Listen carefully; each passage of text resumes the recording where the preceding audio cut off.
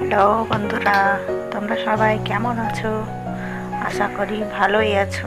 চলো তাহলে আজ আমাদের লাঞ্চ মেনুটা তোমাদের সঙ্গে শেয়ার করি। ঠিক আছে, আজকের লাঞ্চ মেনুতে বিশেষ কিছু নেই, যেটা আছে সেটাই তোমাদের সঙ্গে শেয়ার করি।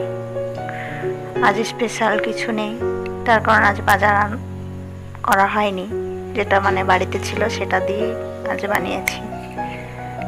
প্রথমে চলো তাহলে শেয়ার করি। প্রথমে নিয়ে নিলাম ভাত, তারপর নিয়ে নিলাম শসা এবং কাঁচা পেঁয়াজ এক টুকরো, তারপর এক টুকরো লেবু, ওর সঙ্গে একটা কাঁচা লঙ্কা জাস্ট সাজানোর জন্য।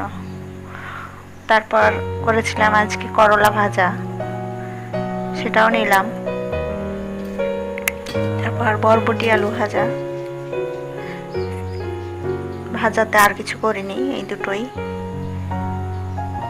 তারপর ঘরে ছিল কিছু চিংড়ি মাছ, সেটা দিয়ে আবার চিংড়ি পটল বানিয়েছি।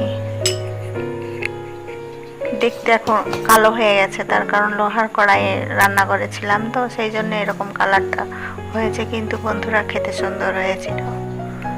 মাথা ছিল একটা মাছের, সেটা দিয়ে মুগ ডাল বানিয়েছি। সবশেষে চাটনিটা তো থাকতেই হবে, সেটা না হলে তো হয় না।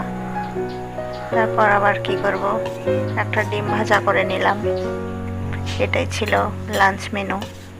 তোমরা বলতেই পারো আমাদের মেনুতে মিষ্টি কিছু থাকে না।